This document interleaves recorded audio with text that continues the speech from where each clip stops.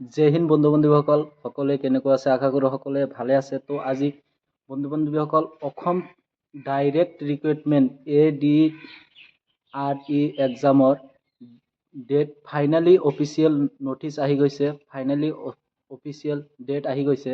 ইয়াৰ আগতেও যদি এটা ডেট দিছিল, কিন্তু সেইটো ডেট বৰ্তমান অলপ সাল সলনি হৈছে।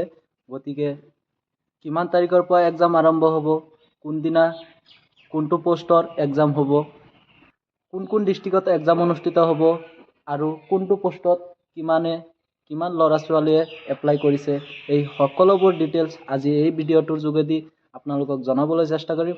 গতিকে বন্ধুসকল, আপোনালোকে ভিডিঅ'টো স্কিপ নকৰি শেষলৈকে চাই থাকিব।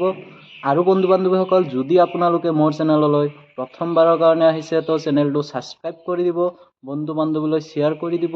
তো বলক বন্ধু বান্ধৱীসকল, ভিডিঅ'টো আৰম্ভ কৰোঁ।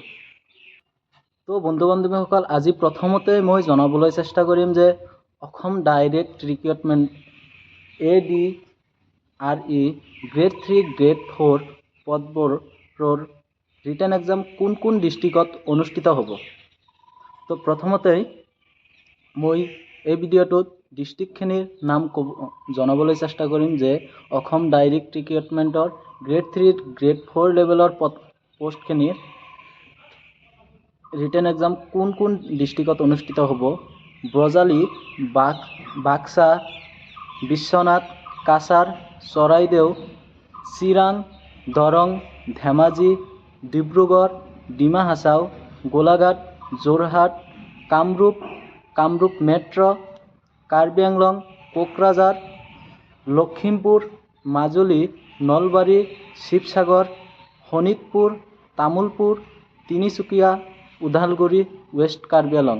তো বন্ধু বান্ধৱীসকল, মই যিকেইখন ডিষ্ট্ৰিক্টৰ নাম কৈছোঁ, অসম ডাইৰেক্ট ৰিক্ৰুইটমেণ্টৰ গ্ৰেড 3 গ্ৰেড 4 লেভেলৰ পদখিনিৰ ৰিটেন এক্সাম এইকেইখন ডিষ্ট্ৰিক্টত অনুষ্ঠিত হ'ব।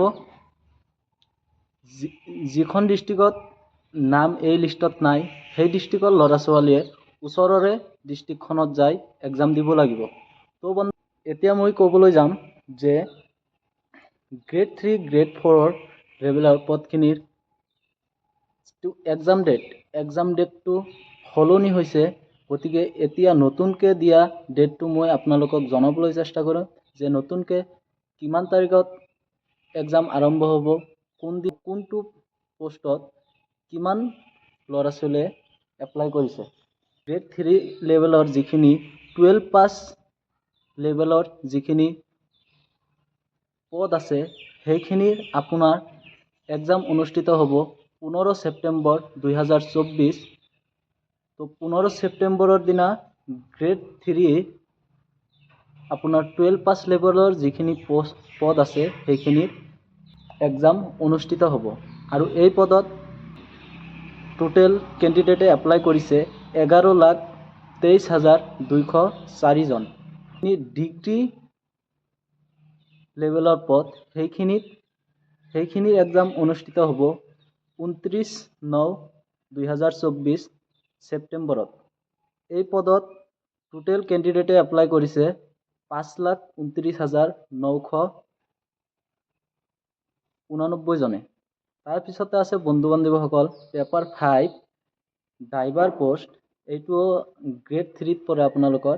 এই পোষ্টৰ এক্সাম অনুষ্ঠিত হ'ব ছেকেণ্ড হাফত 29 তাৰিখতে পিছবেলা অনুষ্ঠিত হ'ব। এইটো পদত টোটেল কেণ্ডিডেট এপ্লাই কৰিছে 2,04,091 জনে। তো বন্ধু বান্ধৱীসকল, এতিয়া মই আপোনালোকক জনাবলৈ চেষ্টা কৰিম যে গ্ৰেড 4 লেভেলৰ যিখিনি পদ আছে, সেইখিনি এক্সাম কেতিয়া অনুষ্ঠিত হ'ব। তো গ্ৰেড 4 লেভেলৰ পোষ্টখিনিৰ যিখিনি HSLC মেট্ৰিক পাছ লেভেলৰ পদ, সেইখিনি এক্সাম অনুষ্ঠিত হ'ব 27 অক্টোবৰ 2024। ফাৰ্ষ্ট হাফত পদত টোটেল কেণ্ডিডেটে এপ্লাই কৰিছে 8,27,130 জন।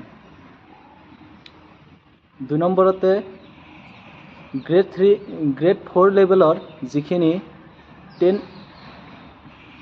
8 পাছ লেভেলৰ পদ আছে, সেইখিনি পদৰ ৰিটাৰ্ণ এক্সাম অনুষ্ঠিত হ'ব আপোনাৰ 27/10/2024।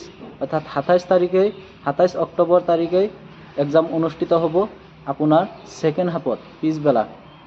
আৰু এই 8 পাছ লেভেলৰ পদখিনিত টোটেল কেণ্ডিডেটে এপ্লাই কৰিছে 5,52,000 কেণ্ডিডেটে। গতিকে বন্ধু বান্ধৱীসকল, ভিডিঅ'টো আৰু দীঘল নকৰোঁ, আপোনালোকে গম পালেই মোৰ হাতত যিখিনি ইনফৰমেশ্যন আহিছিল সকলোখিনি আপোনালোকক মই জনাই দিলোঁ।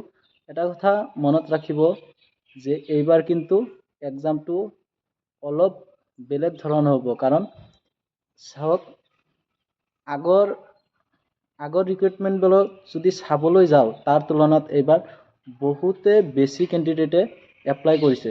গতিকে অলপ কম্পিটিশ্যনটো বেছি হ'ব, ভালকৈ পঢ়িব, নিশ্চয় আপোনালোকে সফল হ'ব। তো বন্ধু বান্ধৱীসকল, আজিলৈ ইমানে। পুনৰ এটা নতুন ভিডিঅ'ৰ সৈতে লগ পোৱাৰ আশাৰে ভিডিঅ'টো আজিলৈ ইমানতে সমাপ্ত কৰিছোঁ। যদি আপোনালোকৰ ভিডিঅ'টো ভাল লাগিছে বন্ধু বান্ধৱীলৈ শ্বেয়াৰ কৰিব।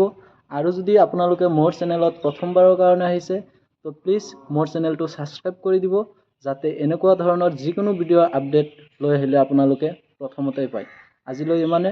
জয় হিন্দ, জয় আই অসম।